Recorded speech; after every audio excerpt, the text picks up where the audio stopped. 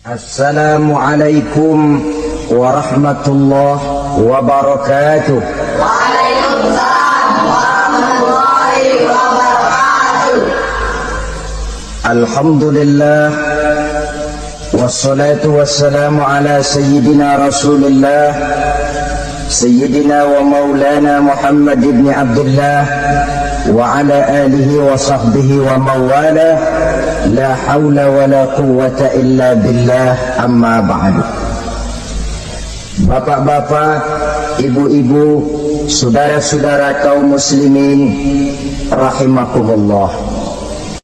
Allah menerima taubatnya Nabi Adam pada hari ke-10 bulan Muharram. Adam itu bapak moyang kita. Dosanya satu, makan buah khuldi, dikeluarkan dari surga. Kita dosanya banyak, kepengen masuk, nggak nyambung. Hai Adam, dari tidak ada kamu saya adakan. Saya perintahkan tinggal di surga. Merasa sepi sendirian, saya ciptakan Siti Hawa supaya kamu tenang. Kamu boleh nikmati semuanya. Ini boleh, itu boleh, ini boleh, itu boleh. Makan, makanlah yang kau mau. Minum, minumlah yang kau suka. Pakai, pakailah yang kau senang. Satu yang saya minta, jangan dekati pohon khuldi. Itu kau tidak sanggup, keluar. Diusir dari surga. Sujud Nabi Adam. Kata riwayat 40 tahun sujud membaca Rabbana zalamna anfusana wa illam taghfir lana wa tarhamna lanakunanna minal. Itu namanya istighfarnya Nabi Adam. Istighfar itu kan mengucapkan astagfirullah, basmalah, membaca bismillah. Jangan kayak teman saya disuruh banyak-banyak baca istighfar, benar-benar dia baca istighfar, istighfar, istighfar. Bukan itu maksudnya. Nah, maka salah satu amalan yang sangat dianjurkan di bulan Muharram ini memperbanyak istighfar. Tidak ada orangnya yang tidak. Ayo jujur, ini yang kumpul di sini ini semua, ada nggak yang nggak punya dosa? Yang merasa nggak punya dosa, ayo ke depan. Ada? Tidak ada. Setiap kita, entah kecil entah besar, sengaja terlupa, pasti mempunyai yang namanya khilaf dan salah. Dan Allah Tuhan kita bukan Tuhan pendendam. Allah Tuhan kita Tuhan yang ramah dan rahmah. Manusia, dosamu banyak, tapi ampunanku lebih banyak. Salahmu besar, rahmatku jauh lebih besar. Kau sujud di hadapanku, aku bangga melihatnya. Kau menangis di hadapanku, aku senyum melihatmu. Kau berjalan menujuku, aku berlari menyambutmu. Karena itu amalan yang sangat dianjurkan di bulan Muharram ini memperbanyak istighfar. Itu kalau istighfarnya Nabi Adam. Ada istighfarnya Nabi Yunus. Ibu kenal Nabi Yunus? Di mana kenalannya? Sok tahu. Nabi Yunus itu ketika berdakwah kepada kaumnya yang bandel, memberikan peringatan, kalau kalian tidak mau beriman akan turun azab. Kapan Yunus? Akan. Kenapa mesti akan? Sekarang aja kalau mau, saya tungguin. Kurang ajar betul ini umat. Akhirnya Nabi Nuh menghindar dengan perhitungan, kalau azab tidak turun saya sudah jauh. Meragukan janji Tuhan. Lalu naik kapal, dinaiki oleh Yunus, kapal mogok. Dicari siapa biang keroknya ini. Diundi, ternyata Yunus. Sampai 3 kali diundi. Dibuanglah Yunus ke dasar laut. Ditelan oleh ikan nun atas perintah Allah. Telan itu Yunus, jangan pakai dikunyah, rusak urusan. Telan saja, simpan di perutmu. Dibawa oleh ikan nun ke dasar lautan. Itu yang oleh Quran dikatakan bertemulah 3 macam kegelapan. Zulumatun salas. Gelapnya tengah malam gelapnya di dasar laut, gelapnya di dalam perut ikan. Itu namanya peteng. Mbahnya gelap. Di perut ikan itulah Nabi Nuh sadar akan kesalahannya, meragukan janji Allah, meragukan janji Allah. Ia sujud di dalam perut ikan itu, membaca la ilaha illa anta subhanaka inni kuntu. Itu istighfarnya Nabi Yunus. Dibacakan istighfar begitu, ikan sakit perut, Pak. Di dasar laut kemana mau cari apotik? Dia naik ke permukaan, memuntahkan isi perutnya, Nabi Yunus keluar dengan selamat. Itu pun terjadi pada hari ke-10 bulan Muharram. Istighfar intinya itu. Itu amalan utama bulan Muharram, memperbanyak istighfar. Allah selamatkan Nabi Nuh dari bahtera banjir yang luar biasa 10 Muharram. Allah selamatkan Nabi Ibrahim dari pembakaran Raja Namruz 10 Muharram. Setelah Nabi Ibrahim itu menghancurkan berhala-berhala, Abrahat pulang mau ibadah, lihat Tuhannya berantakan, marah besar. Siapa yang menghancurkan Tuhan-Tuhan kita ini? Ada yang lapor, kami lihat Ibrahim. Tangkap. Belum ada bukti, tangkap dulu yang penting, bukti belakangan. Tangkap. Wah, dikerahkanlah aparat, tangkap Nabi Ibrahim, disidang langsung oleh Abrahat, oleh Namruz maksud saya. Ibrahim, kau yang menghancurkan berhala-berhala kami ini, Tuhan-Tuhan kami. Siapa bilang? Ada yang lapor. Saya dengar enggak semua berhala itu hancur. Ada yang paling besar, angkat tangan, saya lihat ada kampak di tangannya. Barangkali yang besar itu iseng tuh, yang kecil-kecil dikampakin. Tanya aja sama dia, kamu gila? Kenapa? Masa kami disuruh nanya berhala? Nggak bisa jawab. Nggak bisa jawab. Lah kenapa disembah? Lebih gila mana sih? Tahu nggak bisa jawab kenapa disembah? Kurang ajar kamu Ibrahim. Bakar, dibakar.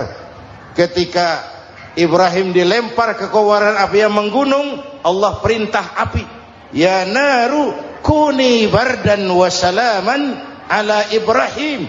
Hai api, dinginlah sampean. Api Madura waktu itu, Pak.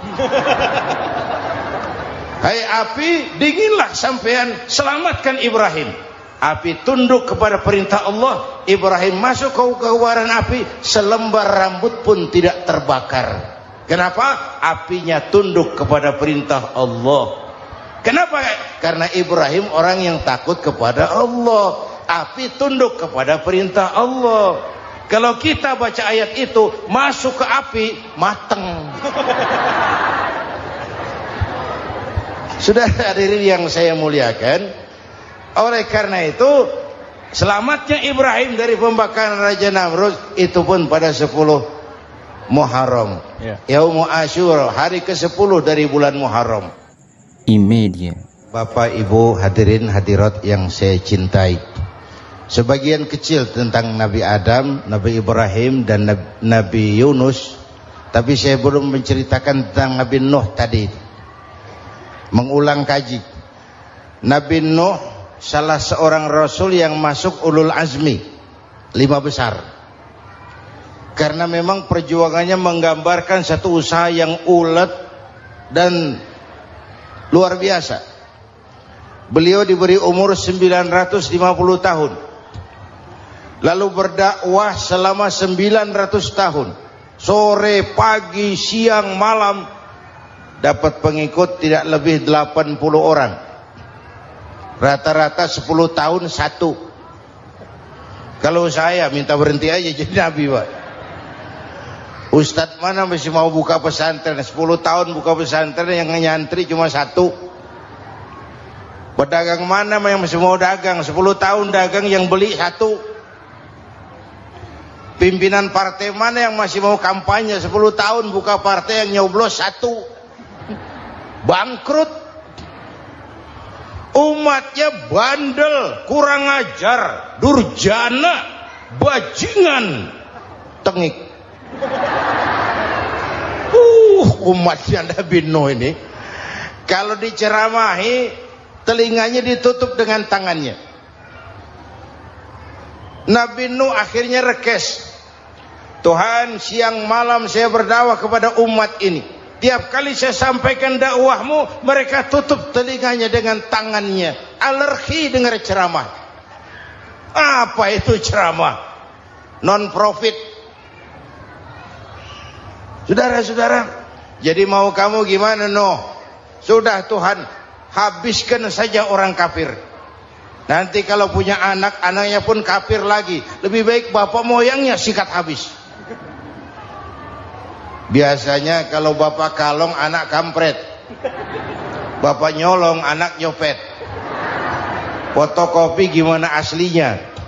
Hampir habiskan saja. Itu mau kamu Nuh? Iya. Oke. Nanti aku turunkan banjir Nuh. Buat kapal.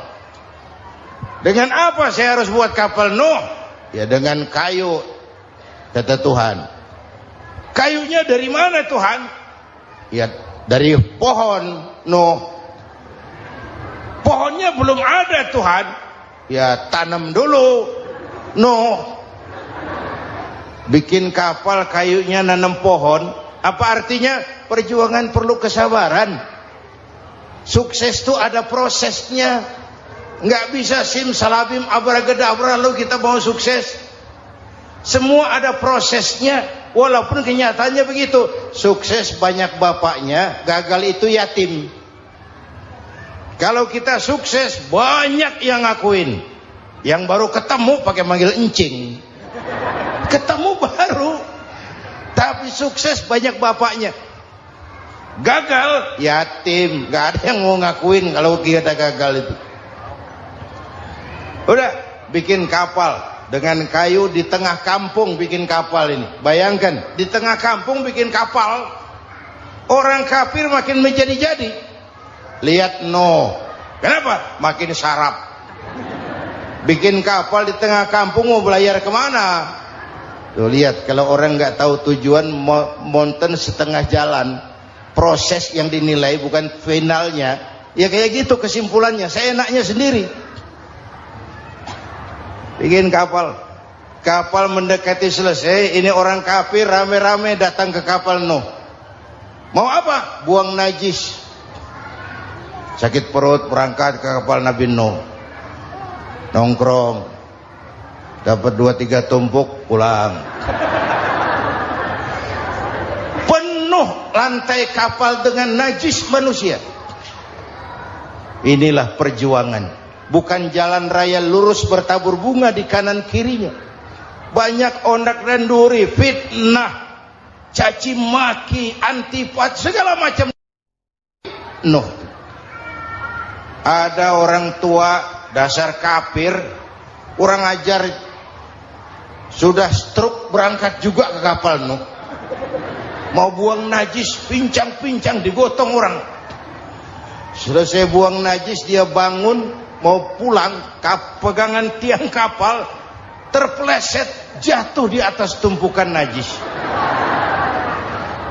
Terjadi keajaiban, yang stroke-nya sembuh, lumpuhnya hilang, berangkat digotong-gotong pulang, jalan gagah sekali. Tapi orang kampungnya heran, ente sudah sembuh? Sudah. Berobat di mana? Kok begitu paten? Di kapal Nuh. Masih banyak.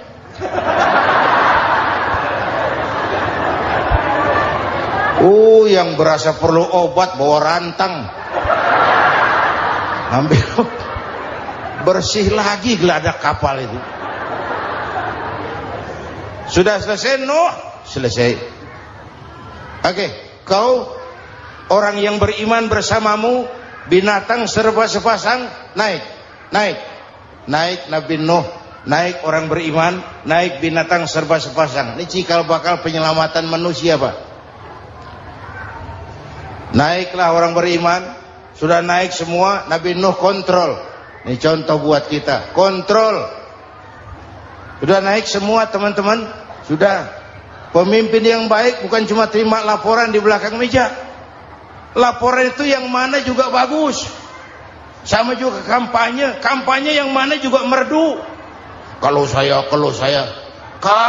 aja yang dihitung. Pernah ada calon bupati kampanye janji, kalau saya berhasil kita akan banyak bangun jembatan di daerah kita. Rakyat tanya, Pak, nggak ada sungai di kampung kita, Pak. Dia bilang, sungainya kita bangun sekalian. Udah kadung janji, mana pula orang mau bangun sungai ini. Saudara-saudara, kontrol. Jangan cuma tunggu laporan di belakang meja, semua laporan bagus. Ya Bu? Bu?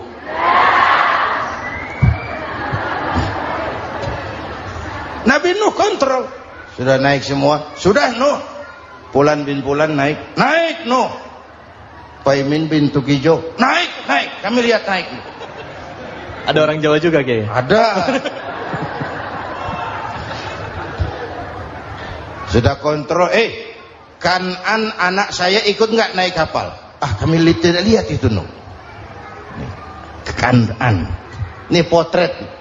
Bapaknya aktif ke masjid, ibunya rajin ke majelis taklim, anaknya keleleran kemana-mana. Bukan di sini, di Prancis. Di sini insya Allah sama.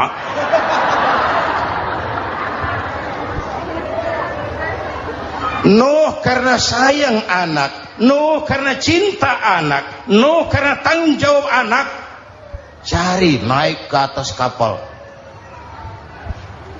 Lihat Kanaan, anak saya, nggak lihat Nuh.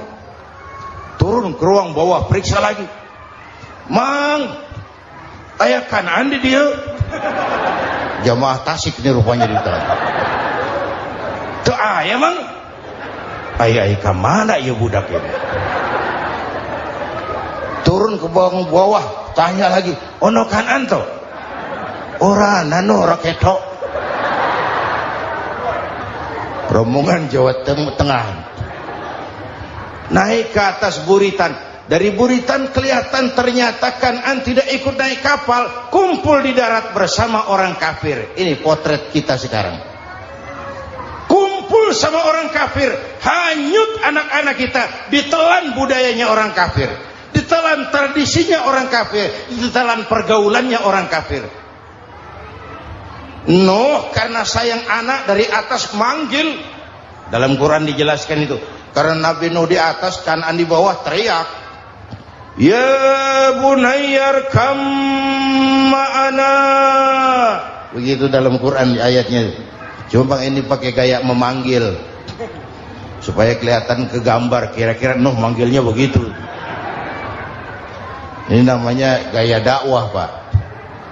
Kalau ceritanya datar nggak menarik. Maka Nuh memanggil Kanaan, ya bunayyar kam ma'ana. Kata yang dengar,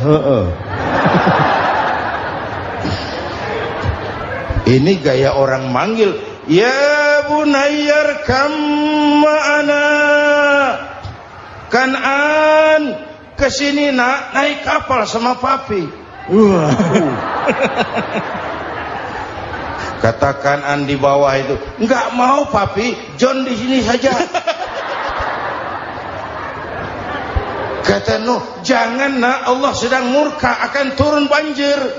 Kalau datang banjir papi, sa'awi ila jabalin ya'simuni minal ma', saya akan naik ke gunung tinggi yang bisa menyelamatkan saya dari banjir.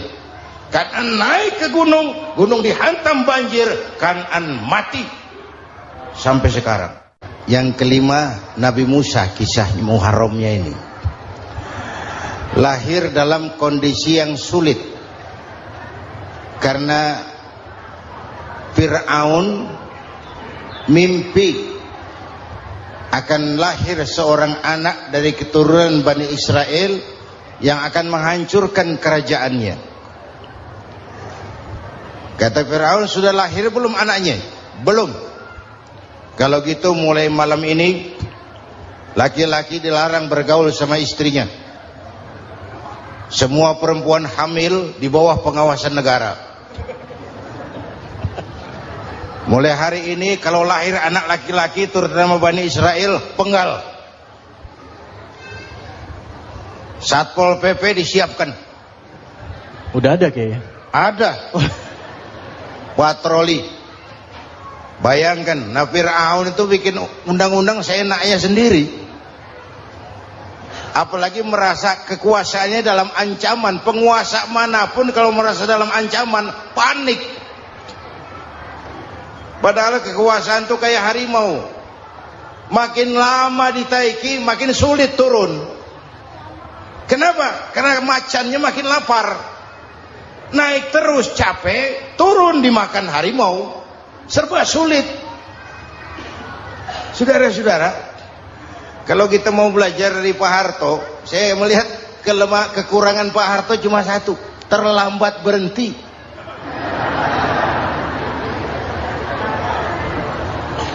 Terlambat berhenti. Di sekelilinginya banyak tukang-tukang jilat, tukang-tukang semir. Pak, kalau tidak ada bapak kami bagaimana, Pak?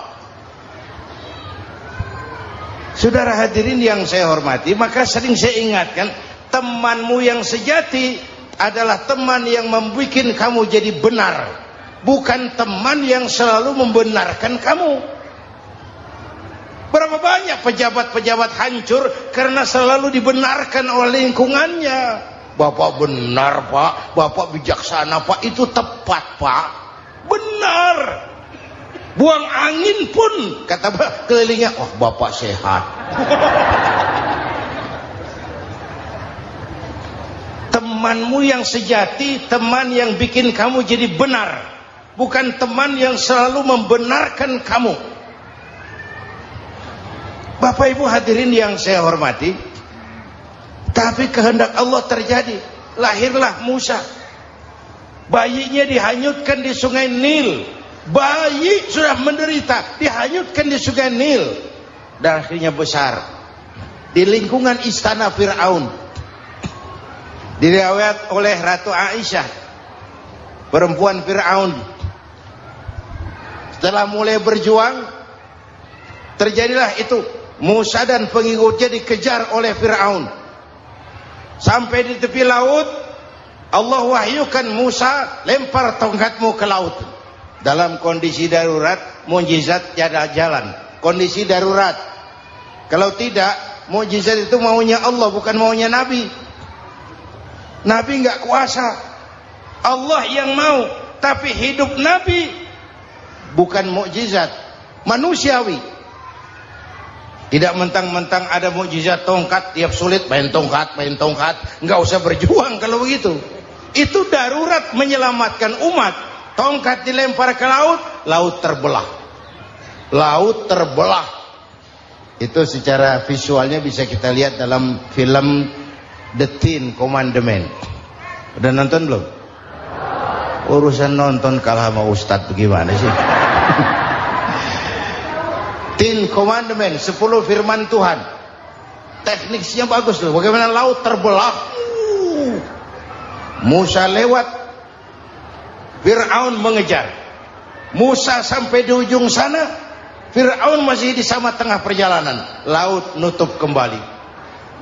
Laut menutup kembali, Fir'aun tenggelam. Cengap-cengap di lautan. Begitu nafas sampai di tenggorokan, Fir'aun sambil cengap-cengap itu, amantu bi Rabbi Musa wa Harun. Duh, kalau begini mah saya juga percaya sama Tuhannya Musa. Malaikat maut jengkel, goblok loh. Terlambat sekarang. Ditenggelamin terus. Modar. Musa selamat. Fir'aun mati. Jenazahnya, jasadnya terdampar di pinggir laut. Beberapa waktu kemudian ditemukan orang, dimumi, dibalsem, diawetkan. Itu sesuai janji Quran. Wa kadzalika nunajjika bi badanika litakuna liman khalfaka ayah. Kami selamatkan badan kamu agar jadi pelajaran bagi orang-orang sesudah kamu nanti. Janji Quran tepat. Janji itu 14 abad yang lalu. Jasad Fir'aun ditemukan, dimumi, diawetkan, dibalsem di bawah nama Farao Ramses II. Sekarang tersimpan di Museum Negara di Mesir. Kapan-kapan nanti ibu main ke Mesir, mampir. Naik ojek paling berapa itu? Oh, orangnya tinggi, hidungnya mancung, pokoknya pantaslah jadi Firaun. Selamatnya Musa di kejaran Firaun di ujung sana itu terjadi pada hari ke-10 bulan Muharram, yang oleh orang Nasrani diperingati dengan hari raya Paskah. Mereka melaksanakan puasa, mensyukuri nikmat keselamatan dari kejaran Fir'aun. Makanya kalau kita ikut puasa di bulan Muharram, bukan mengikuti syariatnya Nasrani, salah. Karena Nabi mengajarkan, itu sumbernya. Bukan ikutan sama ibadahnya Israel. Tapi memang agama ini kan merupakan mata rantai. Datang Rasul baru melengkapi Rasul sebelumnya, datang Rasul baru melengkapi Rasul sebelumnya. Mata rantai yang berkaitan. Setelah Muhammad selesai, selesailah tugas Nabi dan Rasul. Selesailah misi Nabi dan Rasul. Tidak ada Nabi lagi sesudah Nabi Muhammad. Itu harga mati, titik. Gak ada kompromi. Siapapun sekarang ini nggak datang ngaku jadi Nabi, wajib tidak percaya. Wajib tidak percaya. Tapi kaitannya memang, kita bilang Nasrani, orang bahasa Arab, bahasa Ibraninya Nazaret, Nasiroh, Nazaret. Itu beda dialek. Kita Daud, dia David.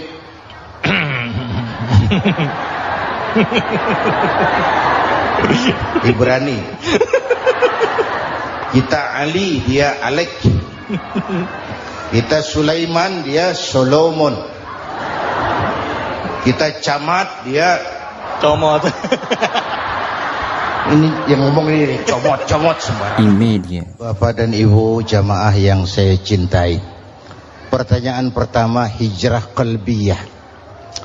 Ada hijrah badaniyah, hijrah fisik yang dilakukan Nabi dan sahabat dari Mekah ke Madinah. Itu hijrah badaniyah. Ada hijrah qalbiyah, hijrah hati. Dan ini yang kita perlukan sekarang. Karena refleksinya akan membias kepada alur kehidupan. Kalau hati kita mau berhijrah, fisik akan ngikuti. Hijrah dari tempat, dari malas ibadah menjadi rajin ibadah. Hijrah dari maksiat kepada yang ma'ruf, dari berpecah belah menjadi bersatu. Hijrah seperti itu yang sangat kita perlukan. Apalagi masyarakat ini paternalistik. Kita harus hijrah mental sekarang ini. Maka yang disampaikan tadi benar. Seorang ketua MK siap mengundurkan diri kalau terbukti anak buahnya terlibat suap. Itu walaupun siap, tapi sudah angin segar buat rakyat. Bahwa masih ada banyak insya Allah pejabat kita yang punya harga diri. Walaupun ada juga pejabat kita yang muka tembok, kulit badak, kuping kebo. Muka tembok, kulit badak, kuping kebo. Biasanya kalau kereta api tabrakan di negara-negara maju, Menteri Perhubungannya mundur. Di kita petugas palang pintu dipecat. Jauh sekali Menteri sama petugas palang pintu. Yang benar-benar diadili yang krocok-krocok, kopral-kopral itu.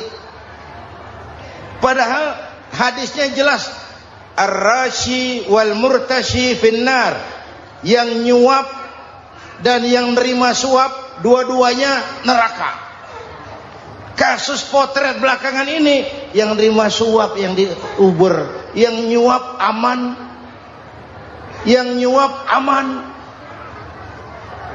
yang korupsi pajak dikecil-kecilin, yang ngemplang pajak aman. Padahal ngemplang pajaknya triliunan. Padahal dia sudah dikasih fasilitas oleh negara mengelola sumber daya alam negara yang artinya milik rakyat. Dia harus bayar pajak, uang pajaknya dikumpulkan bagi sebesar-besar kemakmuran rakyat. Itu tindakan merugikan rakyat. Karena itu betul, saya setuju, hijrah qalbi yang perlu kita lakukan sekarang. Hijrah hati. Kita ini bangsa Indonesia seperti timnas. Timnas sekarang anak-anak muda sudah berani pakai baju PSSI. Iya. Kenapa? Menang. Coba kalau kalah terus, nanti menang. Tapi bangsa Indonesia itu memang seperti timnas. Namanya kesebelasan. 11 orang. Walaupun ada pemain bintang ya ada presiden, gubernur, menteri, itu bintang-bintang. Tapi bintang baru ada artinya kalau dibantu 10 pemain yang lain. Cristiano Ronaldo. Siapa itu? Penyerang tengah Real Madrid. Bintang. Lionel Messi. Siapa lagi? Barcelona. Bercelana.